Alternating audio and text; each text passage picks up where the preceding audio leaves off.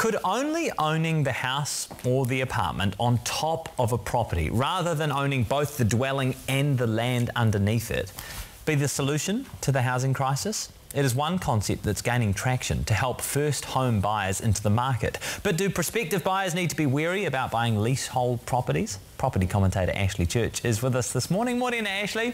Good morning, Jack. What is a leasehold property? It's one of these concepts that sounds confusing. It's actually pretty straightforward. Basically, leasehold land is land where the owner, the property owner, owns the house, their dwelling, as you just indicated, but doesn't own the land underneath it.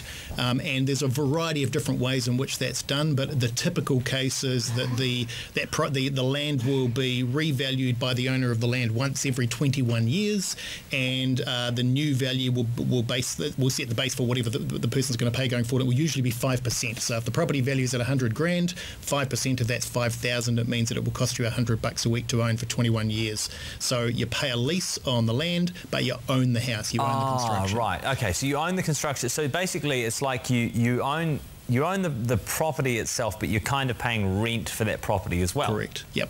Right, what are the benefits of this? Oh, look, depends on, there can be some big benefits if it's structured correctly. So, for example, and it really depends on where you are in the country as to how you view leasehold property. So, for example, if you live in some parts of Auckland, you'll remember a few years ago that a fairly significant leasehold owner had a revaluation of its properties, and properties went up to, in some cases, $500,000, $700,000, which meant that suddenly the new lease value was 25 grand or 30 grand a year for people. And in a lot of cases, those people just walked away because they simply couldn't afford to own those properties anymore. But there's other places like Hawke's Bay. I actually come from Hawke's Bay. I come from Napier.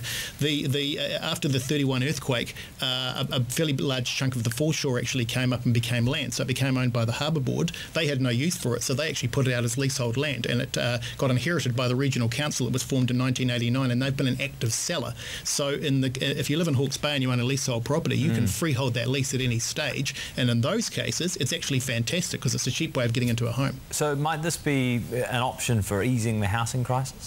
Well, it could be, and so one option is that the government, and in fact the previous administration as well, were talking about different sort of shared equity schemes. So one thing that you could do with leasehold property is you could actually have a situation where the government owned a large tract of land, made that available for people to build on, but strictly on the basis that it was freeholdable at any stage in the future. And you could do that a couple of different ways, Jack. You could either say you don't owe anything on that until such a time as you freehold it and you pay market value for it, or you pay a lease, might be 5% of the value going forward, and if you decide to buy the section at some stage in the future, then whatever you've already paid goes as a contribution toward actually purchasing the property. What are the downsides? The downsides are, firstly, that lease can get quite expensive over a period of time, so that if you don't actually freehold it, it can actually become more expensive than your mortgage over a sort of a 10, 20, 30-year period. And so from that perspective, there are some inherent risks. But as I said before, as long as you've got a party who's prepared to sell that land to you at some stage in the future, those risks can be minimised because you've always got the option of selling it. Okay, that makes a lot of sense. Thanks so much for your time, Ashley. No problem. As always, really appreciate it. That is property commentator Ashley Church.